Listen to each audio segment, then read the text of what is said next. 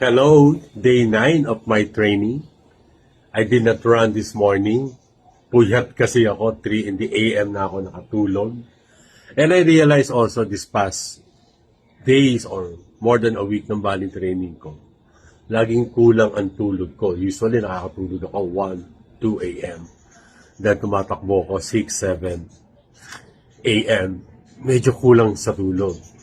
I realized na for me to have the energy sa pagtakbo, the right energy, dapat kumpleto ang tulog ko.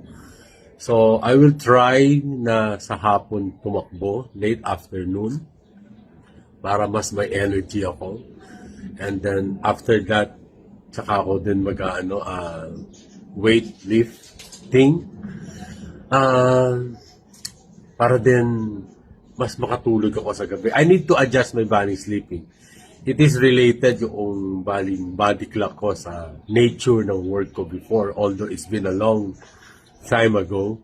But I guess hindi pa nagbabago ang aking body clock. Nandun pa rin sa oras na yon. I used to edit before, kaya laging puyatan, laging gabi, laging madaling araw ang tulog ko. So I need to adjust. I really need to adjust. So, but I will still do my run later on. And for now, the whole day, mga household chores muna ang aking gagawin para ma-warm up din yung aking body, ma-stretch. Tuloy-tuloy ang aking training. I really need this run. I really need this finish line. For the reason na siguro marami akong hindi natapos na finish line before sa buhay ko. And for me, doing this, having this goal, is for my own self. Para makatapos ako ng panibagong finish line sa buhay ko. And to find myself also. So, yon.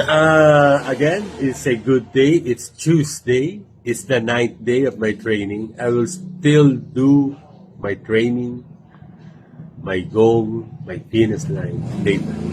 See you on the road.